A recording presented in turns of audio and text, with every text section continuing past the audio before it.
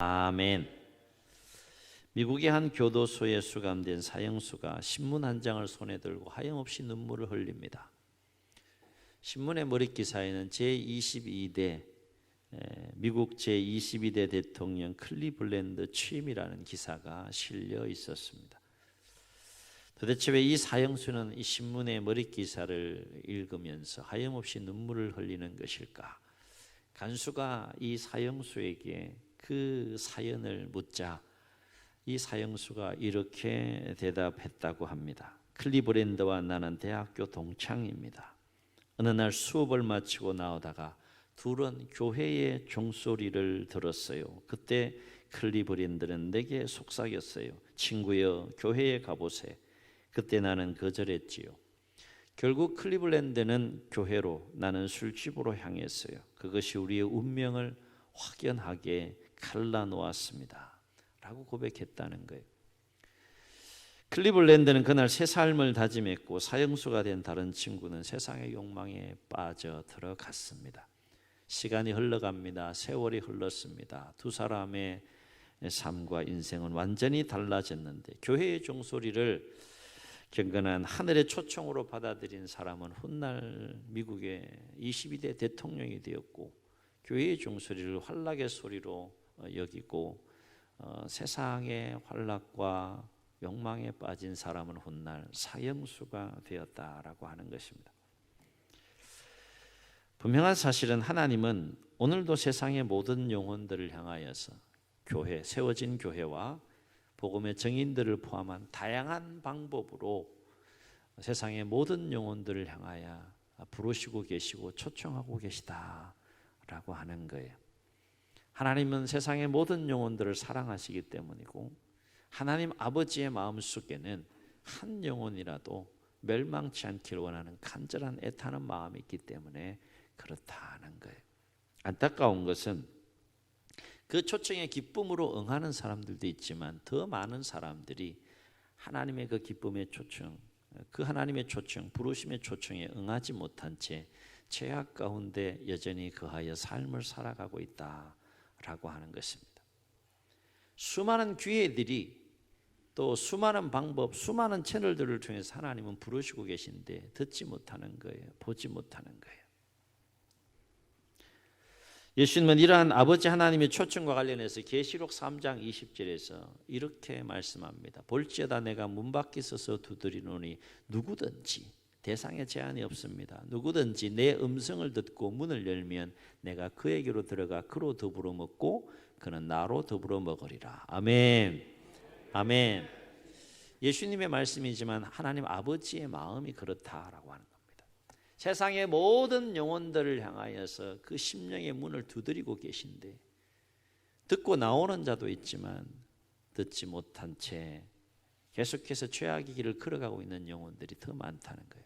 서산의 총 인구가 몇 명입니까? 18만이 조금 넘어요.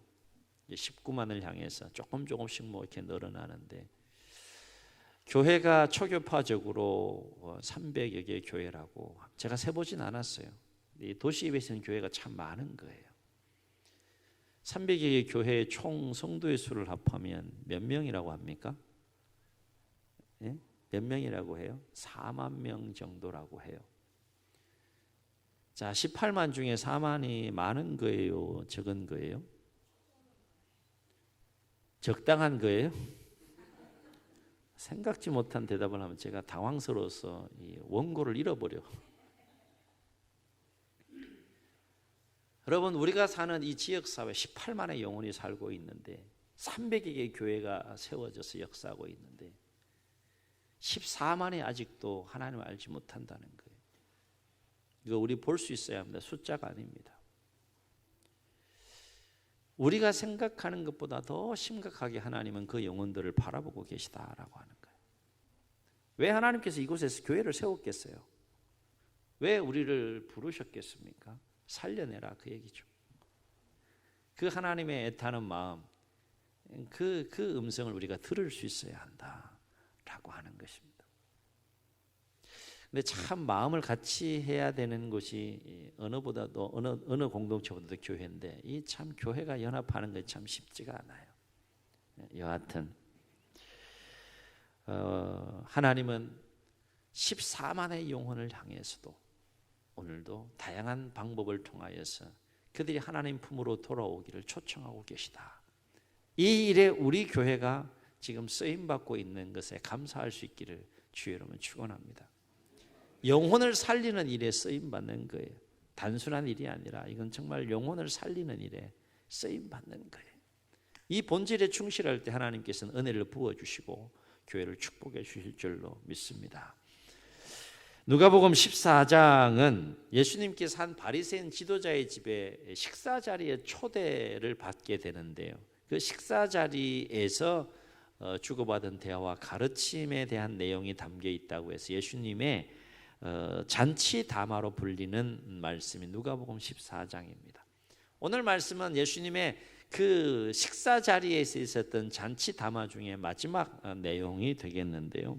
15절을 보면 안식일에 함께 예수님과 함께 초청받은 어떤 한 사람이 그 앞부분 읽진 않았지만 그 잔치의 초청과 관련해서 예수님께서 말씀하시는 그 말씀을 듣고 뭐라고 말을 하는가 하면 이렇게 말을 합니다. 무릇 하나님의 나라에서 떡을 먹는 자는 복되도다. 무릇 하나님의 나라에서 떡을 먹는 자는 복되도다. 함께 초청받은 사람이 이 이야기를 했을 때 예수님께서 그 하나님 나라의 잔치와 관련해서 한 가지 큰 잔치 비유의 말씀을 오늘 하시는 것을 보게 됩니다. 내용은 아시다시피 어떤 사람이 큰 잔치를 베풀었고 많은 사람을 초청했어요. 지난주 이어서 이번 주도 우리가 초청장을 좀 많이 만들어서 뿌리는 전도 차원에서 그렇게 또 함께 나아가고 있는데요. 비유 속에 나오는 이 주인도 큰 잔치를 베풀었다 그랬어요. 그리고 큰 잔치를 베풀었다는 것은 많은 사람을 초청하기 위해서 미리 이제 종도를 통해 초대장을 다 보낸 거예요. 그래서 잔칫날이 다가왔습니다. 그리고 종을 보내서 초대장을 보낸 그 청함을 받은 자들을 초청하는데 문제가 생긴 겁니다. 무슨 문제가 생겼어요? 못 오겠다는 거예요. 오기로 약속한 사람들이 못 오겠다는 거예요. 이런 이유 저런 이유 이런 핑계 저런 핑계를 대면서 그렇게 청함을 받은 자들이 거절하는 겁니다. 하나님의 역사에는 초대하려고 하는 어떻게든 초대하려고 하는 하나님의 역사도 있지만 어떻게든 거절하게 하는 사단의 역사가 분명히 있는 것을 우리가 볼 수 있어야 되는 거예요. 세 사람의 경우를 소개하고 있는데 한 사람은 밭을 샀다는 겁니다. 그러니까 밭을 좀 보러 가야 되니까 나 못 가겠다.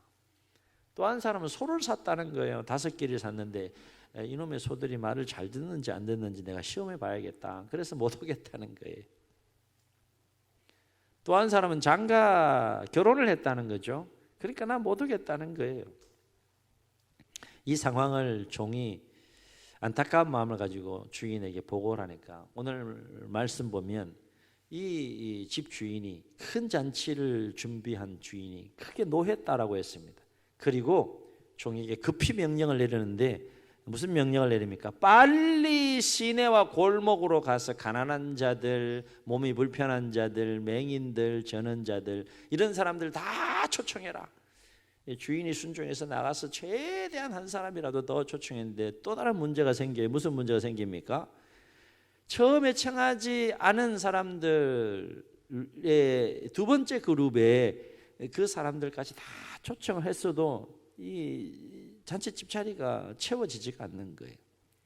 또 주인이 다급한 마음으로 종에게 명령을 하죠. 뭐라고 명령합니까?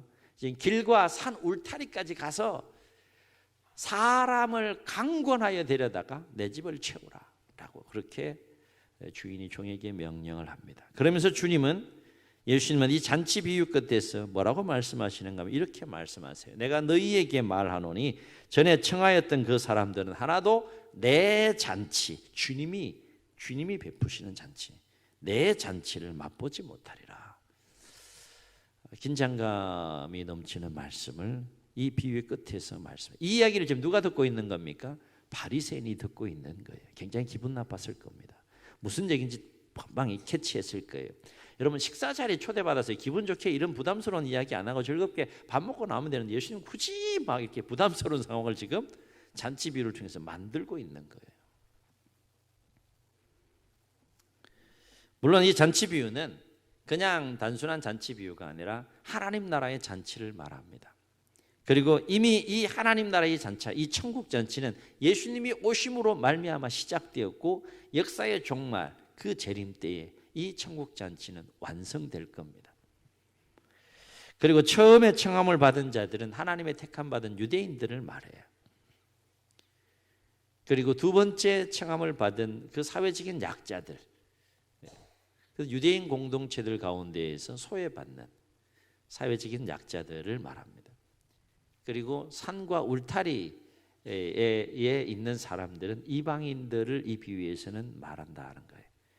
그러니까 유대인이건 이방인은 할 것 없이 하나님은 다 사랑하시고 이 하나님 나라의 잔치에 초대하고 싶은 거예요. 이것이 하나님 아버지의 마음이다라고 하는 식탁 자리에서 예수님께서 지금 그 바리새인 지도자들과 그곳에 있는 사람들에게 지금 이야기를 들려주고 있는 것입니다. 저는 오늘 예수님의 이 잔치 비유를 우리 행복축제 관련해서 우리 교회에 한번 적용해 보려고 합니다. 오늘 예수님의 잔치 비유에서 우리가 주목할 것이 뭡니까? 한번 따라 하시겠습니다. 교회는 잔치집과 같아야 한다. 아멘. 아멘. 지난 부흥회를 통해 강사님을 통해서도 이 부분이 함께 나누어졌었죠. 잔치집에서 가장 중요한 게 뭐라고 말씀하셨어요? 네? 하얗게 그냥 네. 반짝 은혜로 그냥 잔치집에서 가장 중요한 게 뭐라고 얘기했어요? 할렐루야. 기억하시는 분이 있어요? 할렐루야. 잔치집에는 분위기가 참 중요하다고. 예. 분위기 중요하죠. 예. 분위기가 깨지면 안 되죠. 분위기가 참 중요한데 그 잔치집 분위기는 어때야 된다는 겁니까? 초상집 같으면 안 된다는 거예요. 잔치집 분위기는 어때야 된다는 거예요? 잔치집 좀 다니세요. 좀 맨날 일만 하지 마시고 잔치집 분위기 좀 어때야 돼요?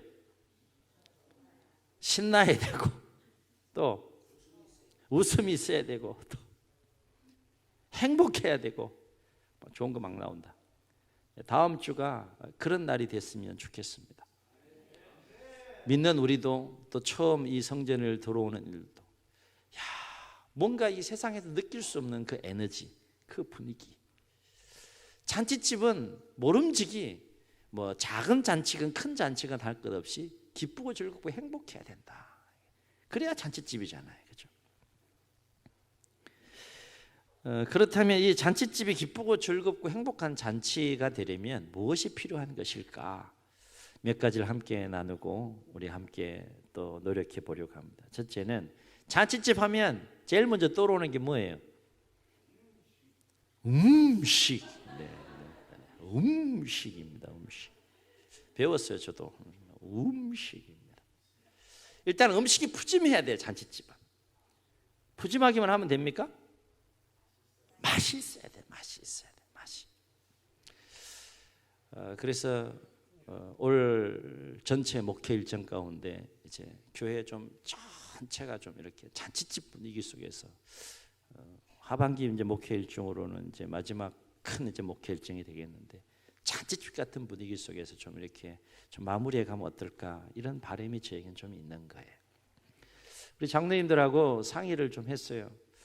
음식에 관해서 좀 신경을 좀 쓸 수밖에 없고 또 먹는 데서 정이 오고 가고 하는 것이니까 기왕에 초청하는 거 푸짐하게 또 이렇게 좀 맛있게 할 수 있는 이 한식 뷔페를 좀 잘 준비해서 잘 대접하기 위해 그렇게 지금 준비하고 노력하고 있습니다.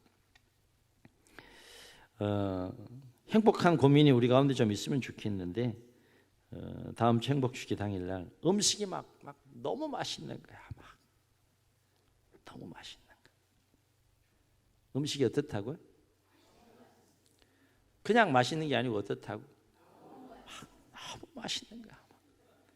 평상시에는 내가 막 한 그릇밖에 한 접시밖에 못 먹는데 막 그날은 막 한 접시 이상 먹으면 안 돼.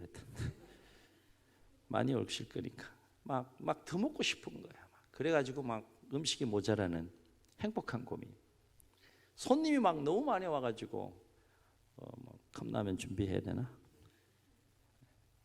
좀 이렇게 하여튼 잔치집은 음식이 푸짐하고 이렇게 맛있어야 돼요. 맛있어야 돼요. 육의 양식은 이렇게 우리가 좀 잘 준비하려고 합니다. 그런데 사실은 더 중요한 양식이 있죠. 영의 양식이 필요한 거죠. 그래서 저도 하나님 앞에 짧은 시간 교회에 오시는 그 태신자들, 또 초청에 오시는 방문자들, 그들에게 하나님의 사랑의 이야기가 담겨 있는 그리스도의 복음을 짧은 시간 기도하면서 또 전하기 위해 준비하고 있습니다. 복음을 전하는 저를 위해서도 여러분 중보해 주시고, 복음을 듣는 태신자들의 마음의 문이 좀 확 열려서 하나님이 그들을 얼마나 사랑하는지 좀 깨닫는, 그리고 그 복음을 믿음으로 받아들임으로 새로운 인생을 좀 출발할 수 있는 역사가 일어나게 해달라고 여러분 함께 기도하시면서 이 한 주간을 좀 보내시고, 또 기도하시면서 우리 행복축제를 맞이할 수 있기를 주의 이름으로 축원합니다. 잔치집이 기쁘고 즐겁고 행복하려면 뭐 음식도 중요하지만 또 뭐가 필요할까 생각해 볼 때 좋은 선물이 있으면 좋겠죠, 그렇죠? 이왕이면 빈손으로 보내는 것보다는 자그마한 것이라도 마음과 사랑과 정성이 담긴 선물을 준비해서 드리면 좋겠다, 이런 생각이 들어서 교회에서는 좀 건강 잘 챙기시라고 아주 값비싼 건 아니지만은 소중한 또 비타민 C를 우리가 좀 지금 준비해서 또 나누어 드리려고 합니다. 뭐 다 드릴 수 있으면 좋겠지만은 1차적으로 초대하신 분들, 초청받는 분들 우선적으로 그렇게 또 선물을 드리려고 합니다. 그런데 교회가 준비한 이 선물과는 비교할 수 없는 또 다른 선물이 있다는 거예요. 또 다른 선물. 뭘까? 비타민 C에 비하겠어요. 무슨? 일부에 참여하셔서 지금 뭐 하나님이 준비하신 선물이 있다는 거예요. 하나님이 준비하신 선물. 이게 더 중요한 거죠, 사실. 이 선물을 드리려고 초대하는 거 아니겠어요? 하나님이 준비한 선물이 뭐예요? 나 너 살려내고 싶다. 구원의 선물, 영원한 생명, 영생에 관한 선물을 하나님이 딱 준비하고 기다리고 계신다라고 하는 것입니다. 육의 양식도 우리가 풍성하게 나누면서 영의 양식도 또 그들이 그리스도의 복음을 듣고 심령의 변화를 받아서 새로운 하나님의 자녀로서의 인생을 출발하는 아름다운 역사가 있도록 여러분 중보해서 함께 또 기도해 주시기 바랍니다. 세 번째, 잔치집이 기쁘고 즐겁고 행복하려면 또 무엇이 필요할까? 아까 분위기라고 말씀하셨는데 환영받는 분위기가 있어야 한다. 대접받는 분위기가 있어야 된다는 거예요. 왔는데 썰렁하고 왔는지 안 왔는지 그러면 안 된다는 것이죠. 만약에 잔치집에 처음 오시는 분들이 잔치집에 왔는데 환영받는 기쁨을 누리지 못한다면, 대접받는 기쁨을 누리지 못한다면 그 잔치는 성공할 수 없는 것이죠. 그러려면 잔치를 준비하는 집의 사람들이 초대받는 손님들에 대해 가져야 될 중요한 마음가짐 하나가 있죠. 뭡니까? 손님은 왕이다.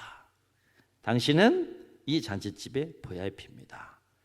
그 마음을 우리가 가지고 한 분 한 분, 내가 볼 때 저분은 처음 보는 것 같다 그러면 한 분 한 분 세밀하게 좀 살펴서 그렇게 기쁨으로 그들이 또 이 축제에 참여할 수 있도록 그렇게 잘 섬겨 주시는 분위기가 우리 가운데 있어야 된다. 그러려면 다음 주에는 더 한 주 동안 웃는 연습도 좀 많이 하시고, 그렇게 해서 또 우리의 얼굴에 꽃이 확, 웃음꽃이 좀 확 피고 표정이 일단 밝아야 돼요. 막 인상 막 팍팍 쓰고 막 우리끼리 막 싸우고 막 그러면 안 된다는 거죠. 여기 왔더니 저 사람들 뭐가 저렇게 좋아서, 뭐가 그렇게 기뻐서 막 얼굴에 웃음꽃이 막 확 폈는지 한번 웃어보십시다. 잘 안 돼. 활짝 웃으면서 활짝 웃는 모습에 벌써 마음의 문이 좀 이렇게 열리지 않겠어요, 그죠? 다음 주에는 막 우리 모두 막 활짝 웃는 밝은 표정으로 그렇게 한 분 한 분을 좀 맞이하면 좋을 것 같고, 말 한마디를 하더라도 따뜻하게 친절하게 좀 이렇게 하면 좋을 것 같고, 그리고 딱 봤을 때 처음 오시는 분이라고 여겨지면 여러 가지 어색한 부분들이 있을 거예요. 생소하고 어색하지 않도록 혹시 불편한 점들은 없는지 좀 세밀하게 살피시면서 또 친절하게 기쁨으로 그들을 잘 섬기고, 그렇게 해서 환영받는 분위기, 대접받는 분위기 속에서 잔치집의 흥을 더욱더 우리가 또 일으키는 또 그런 축제가 되었으면 좋겠습니다. 그런데 이렇게 음식도 준비되고 선물도 준비되고 기쁨으로 맞이할 그 준비가 다 갖추어지면 그 잔치는 기쁘고 즐거고 행복한 잔치가 될 수 있습니까? 한 가지 더 반드시 갖추어야 될 조건이 있어요. 반드시 갖춰야 될 조건. 음식과 선물과 모든 것들이 다 오늘 잔치 비유에서 보면 다 준비됐다 그랬어요. 한 가지 갖춰야 될 중요한 조건인데 그것이 뭡니까? 잔치집에는 사람이 있어야 된다. 많은 사람이 복작돼야 된다는 게 복작돼야 된다. 그래서 오늘 예수님의 큰 잔치 비유에서도 보면 잔치집에 모든 것들이 다 준비되고 준비되었는데 이 주인이 노심초사하면서 더 애쓰고 몸부림치는 게 뭡니까? 사람을 초대하는 거예요. 애쓰고 몸부림치는 주인의 모습과 종의 모습을 보게 됩니다. 초대의 대상이 누구였어요? 처음에는 청함받은 자들이었습니다. 그런데 오지 않으니까 두 번째 그룹을 초대합니다. 그래도 자리가 차지 않으니까 세 번째 그룹을 초대해서 뭐 하는 거예요 지금? 잔치집을 채우고 싶은 거예요. 우리에게 적용해 보게 되면 우리가 작정한 태신자들 이제 또 한 주 동안 기도하면서 최대한 초대해야 될 것이고, 여러분 가족들 가운데 믿지 않는 가족들 근본에 꼭 초대할 수 있기를 부탁을 드리고, 신앙생활 이미 하고 있지만 성전에 나오지 않는 분들, 예배의 자리를 좀 멀리하고 있는 분들 꼭 초대하실 수 있기를 주의 이름으로 축원합니다. 그 기본적인 것이고, 할 수만 있으면 최대한 더 많은 분들을 좀 만나서 최대한 내 집을 채우라고 말씀하시는 이 주님의 말씀에 우리가 순종해서 더욱더 이 천국 잔치에 이 성전이 가득 찬 가운데 하나님의 은혜와 또 사랑과 복을 함께 나눌 수 있는 축제가 되었으면 좋겠습니다.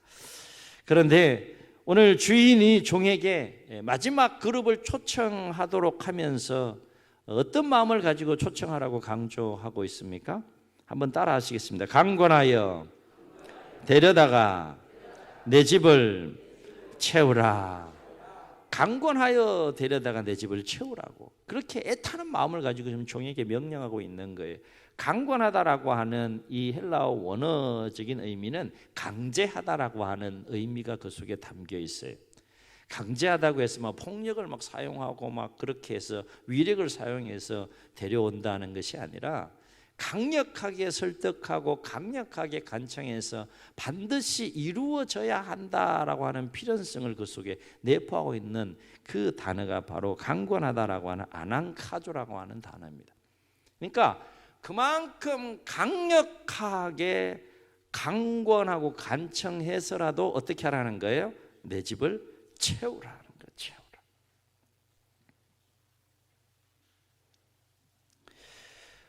그렇다면 주인은 왜 이렇게 애타는 마음으로 강권하여 데려다가 강권해서라도 내 집을 채우라고 그렇게 종에게 명령하는 것일까?